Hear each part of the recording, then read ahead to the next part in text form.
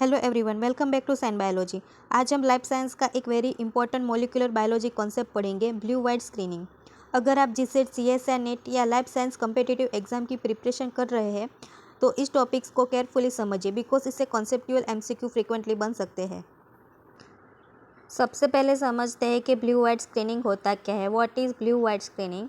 Blue white screening is a screening technique used to identify recombinant colonies with insert and non-recombinant colonies without insert. It is based on the LEG-Z gene and insertional inactivation principle. मतलब blue white screening एक screening technique है जिसका use recombinant DNA technology में recombinant और non recombinant colonies को distinguish करने के लिए किया जाता है। इस टेक्निक का मेन कॉन्सेप्ट है LEG-Z जीन और इंसर्शनल इनएक्टिवेशन। इस टेक्निक को समझने के लिए हमें कुछ इंपॉर्टेंट कंपोनेंट्स याद रखने हैं, जैसे कि lac Z prime, MCS, X gal, IPTG, E coli and plasmid vector. अब आते हैं सबसे important component lac Z prime. Lac Z gene beta galactosidase enzyme से रिलेटेड है। मैनी क्लोनिंग वेक्टर जैसे कि PUC90 में लेग जेड का lac Z prime alpha peptide region होता है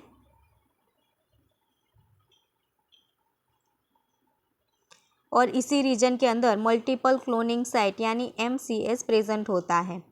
तो MCM कहाँ प्रेजेंट होता है? लेग जेड प्राइम के अंदर प्रेजेंट होता है। MCS multiple restriction enzyme recognise site है।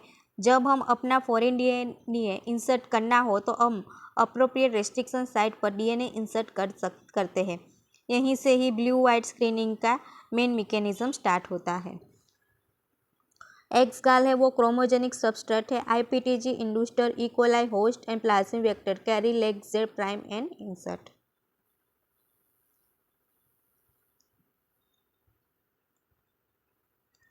अब मैकेनिज्म देखते हैं। सपोज वेक्टर में फॉरेन डीएनए इंसर्ट नहीं हुआ, मतलब नो इंसर्ट, तो plasmid with intact lac Z prime, तो lac Z prime reason intake रहेगा MCS के साथ। और फिर हमें ट्रांसफॉर्म किया इनटू ई कोलाई में। अप्रोप्रिएट होस्ट में अल्फा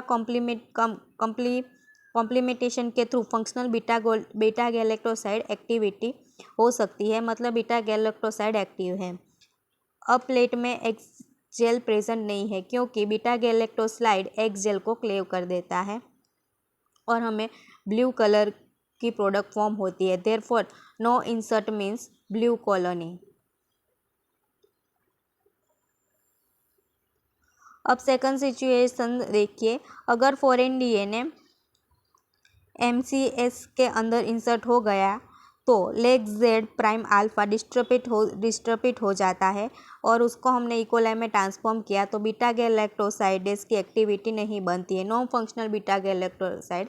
अगर बीटा गैलेक्टोसाइड फंक्शनल नहीं है तो एक्सगाल को कोई क्लेव नहीं करेगा और हमें वाइट कॉलोनी दिखेंगी। So white colony is a recombinant candidate.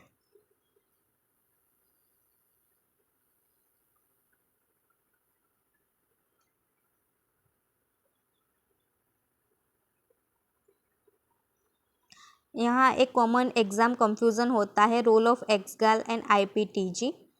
एक्सगाल एक क्रोमोजेनिक सब्सटेंस है। कैसा है? Chromogenic. 5 bromo 4 chloro 3 indolyl beta D galactopyranoside. Beta galactosidase activity होने पर ब्लू प्रोडक्ट जनरेट होता है, वाइल IPTG एक लेग सिस्टम का नॉन मेटाबोलाइजर इंड्यूसर है जो एप्रोप्रिएट रेगुलेटरी सेटअप में लेग जेड एक्सप्रेशन को इंड्यूस करने में हेल्प करता है। मतलब X gal blue colour detection and IPTG inducer. अब आते हैं एक इम्पॉर्टेंट कॉन्सेप्ट पर, alpha complementation. Host E coli में बीटा गैलेक्टोसाइड का एक डिफेक्टिव पोर्शन हो सकता है, मतलब host provide lac Z fragment while vector lac Z prime alpha peptide provide करता है, तो vector alpha lac Z prime alpha provide करता है। दोनों पार्ट्स कॉम्प्लीमेंट करके और functional beta galactosidase activity restore हो सकती है। यहाँ पे बीटा गैलेक्टोसाइड की एक्टिविटी रिस्टोर हो सकती है। लेकिन अगर फॉरेन डीएनए एमसीएस में इंसर्ट हो जाए तो अल्फ़ा पेप्टाइड डिस्ट्रीब्यूट हो सकता है। If insert distribute leg Z prime and alpha complementation fails and हमें वाइट कॉलोनी दिखती है। अब इस टेबल को क्विकली रिवाइज करते हैं। फॉरेन डीएनए ब्लू कॉलोनी में यूजुअली एब्सेंट होता है, वाइट कॉलोनी में प्रेजेंट होता है। Leg Z prime foreign blue colony में फंक्शनल होता है, वाइट कॉलोनी में डिस्ट्रीब्यूट किया जाता है। बीटा गैलेक्टोसाइडेज ब्लू कॉलोनी में एक्टिव होता है, वाइट कॉलोनी में नॉन फंक्शनल होता है, नो एक्टिविटी। एक्स गैल क्लेवेज ब्लू कॉलोनी में होता है बट वाइट कॉलोनी में नहीं होता है। कॉलोनी कलर ब्लू में ब्लू और वाइट में वाइट। इंटरप्रेशन क्या होता है कि ब्लू कॉलोनी मतलब non recombinant and white colony मतलब रिकॉम्बिनेंट कैंडिडेट्स।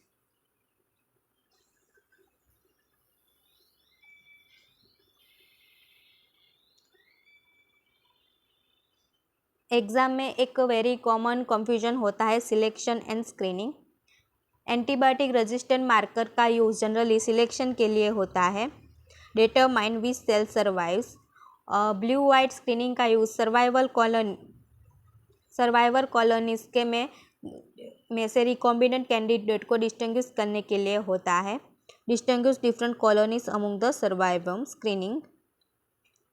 सो रिमेंबर, एंटीबायोटिक रेजिस्टेंट मतलब सिलेक्शन, ब्लू वाइट स्क्रीनिंग मतलब स्क्रीनिंग। ब्लू वाइट स्क्रीनिंग का फेमस एग्जाम्पल है PUC 90।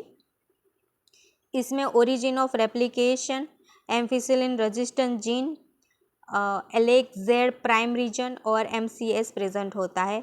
MCS lac Z prime region के अंदर लोकेटेड होता है। मतलब अगर नो इंसर्ट मतलब ब्लू कॉलोनी एंड इंसर्ट मतलब वाइट कॉलोनी। फाइनल रिवीजन के लिए बस ये पॉइंट याद रखिए। Leg Z prime beta galactosidase enzyme MCS located with in leg Z prime in vectors like PUC 90। X gal chromogenic substrate IPTG inducer. Blue colony usually non-recombinant, white colony usually recombinant, and white colony is not a final proof. Further confirmation require PCR restriction analysis and sequencing.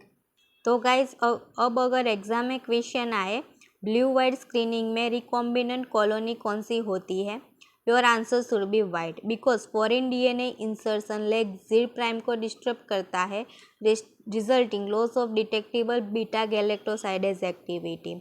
अगर video helpful लगा हो तो like share और subscribe करें science biology को। मिलते हैं next life science concept के साथ। Keep learning, keep signing.